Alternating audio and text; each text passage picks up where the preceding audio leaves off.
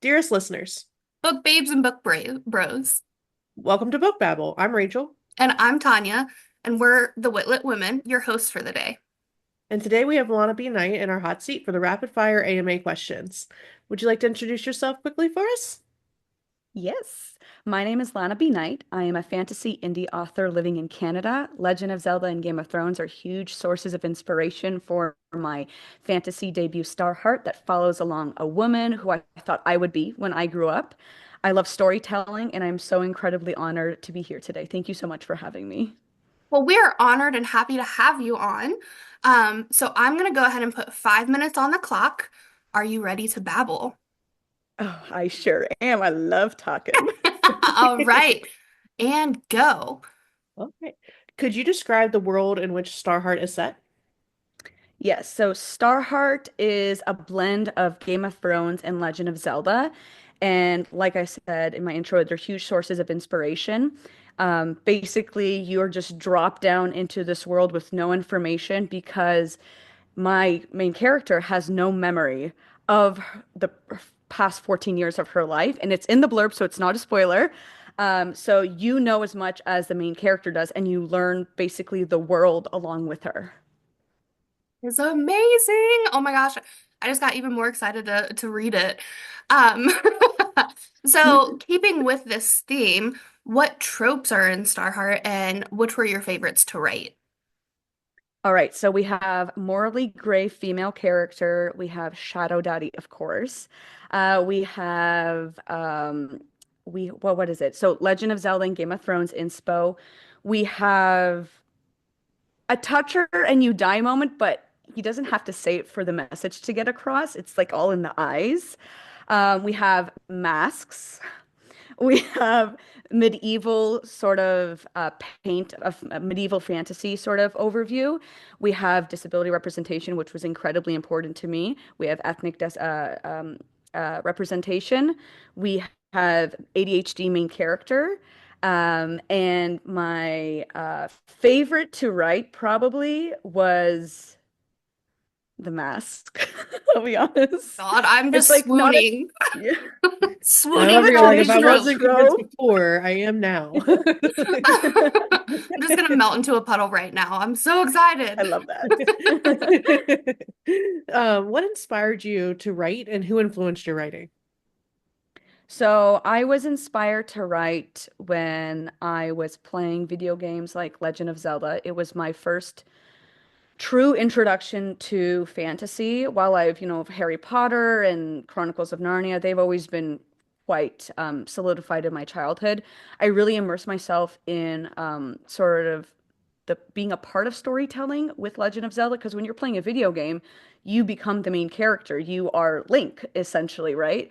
So that sort of got ingrained in me in terms of wanting to be the hero of my own story. And then getting into theater as a kid, I realized, wait, people make scripts. There are people out there who write books. Wait, can I do that? And so because of the influence of Legend of Zelda and how many thoughts were roaming around in my head and then being in theater as a kid, I'm like, wait, what if I like do both? And so thus began the year after year trying to write Starheart and failing, but I never gave up and that's why I'm here. That's incredible. I'm just so stuck on the this Legend of Zelda aspect. So thank you. Um, Of course. so who is your favorite character from Starheart and why?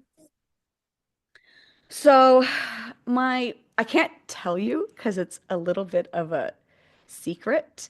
But there's this one character who is a representative of my sort of assuredness when I became an adult, and she really feels like sort of like a blanket to me when I wrote her, sort of like the security.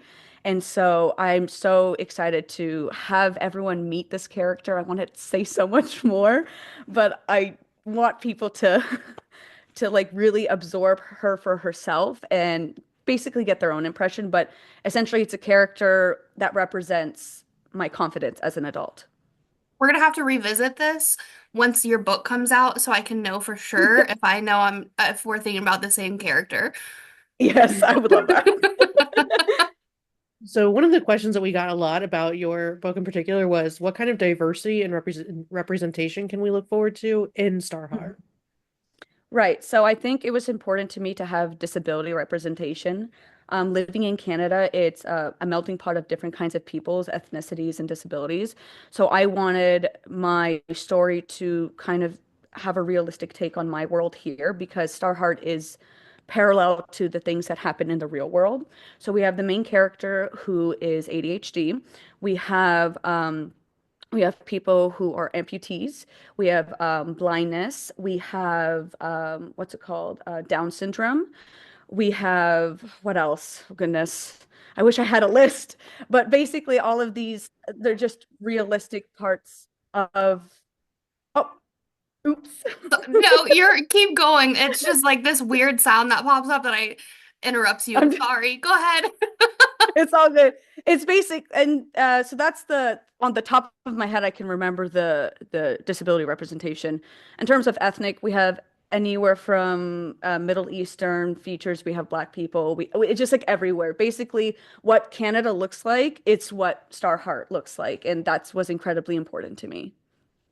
That is so exciting. I particularly really find myself drawn to books that have very diverse representation, and to see that wrapped into a fantasy world where we're not pitting, good versus evil based on somebody's appearance. I just think it's incredible the way that we've really created more diversity and equity in that, and I just love that. So thank you for doing that.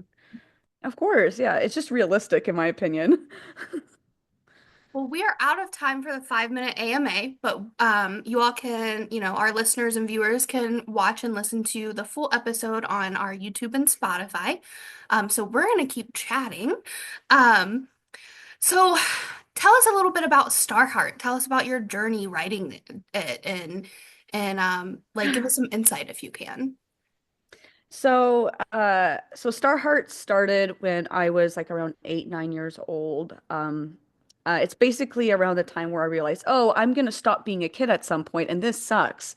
And so I thought about the kind of person I wanted to be when I was older. And so it first started off with this woman running, and I'm like, why is this woman running?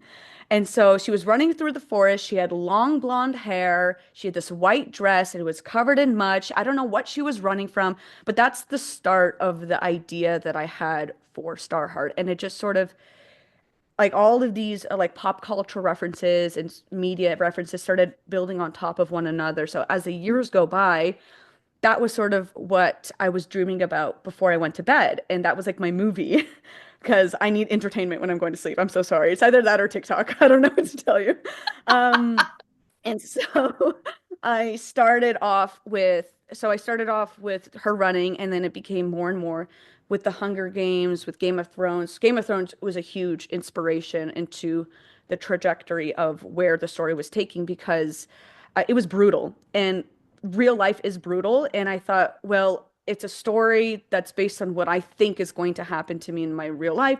So therefore, that brutality needs to be a part of it because life is not all sunshine and roses. And at this point, I'm like 14, 15, and like getting a little taste of the real world. And I'm not a child anymore. And like, so I have to share things. No, I'm joking. But so that's sort of how it started. And I started trying to write it when I was in my teenage, like mid-teenage, but I didn't have the vocabulary, I didn't have the skill set to really do it justice. And so I started writing the first chapter over and over and over again. And truly and honestly, I gave up on writing it. I thought, you know what, this is just meant for me in my head. And then I joined the Fantasy Fangirls podcast as a moderator, and I found the most amazing group of people, the people that I get to call my friends and my mod team. And like literally 3 days into starting being a moderator, I like briefly mentioned that I have this story and they all went, you need to write it. And I'm like, I don't know. Like I've tried. They're like, no, you need to write it. And I'm like, okay, fine, I'll try it one more time. If I can't do it this time, after I've like experienced what I've experienced in my teenagehood and adulthood, then I'm a just give up. But they were huge supporters and they listened and they were at my side in my corner and I managed to finish writing Starheart in 5 months. And here we are. Wow. So I actually know Hannah from the moderator team on Fantasy Yes, Fangirls. Yeah, I love her. She's so sweet. Ugh. she's the one that actually told me about you guys, and I'm just like, yes, I want to try this. Oh, I'm gonna have to like give her a big virtual hug the next time we get on Discord or something. She's such a sweetheart. She really is. And I think didn't she get an arc of your book? She did get an Arkham book, yes. I saw All it. of the mods. Yeah. She showed us, she showed it to us, and I was like, I need to read that. I need that. Like the cover is gorgeous. I actually think I see a copy back behind you.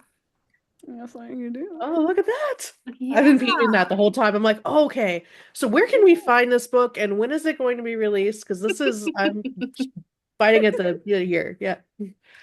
It is available on Amazon for Kindle Unlimited and purchase of ebook, and it will be also available on release day for paperback on Amazon, but it's also available at Barnes and Nobles and Indigo, and so you just have to go to the store itself and request them to order it. And it is coming out the day before my birthday, March 11th, in 10 days from today. Well, So yeah, congratulations and exciting and happy birthday all in one thing. Like that's, Yeah. oh, I it's so know. Thank you. exciting.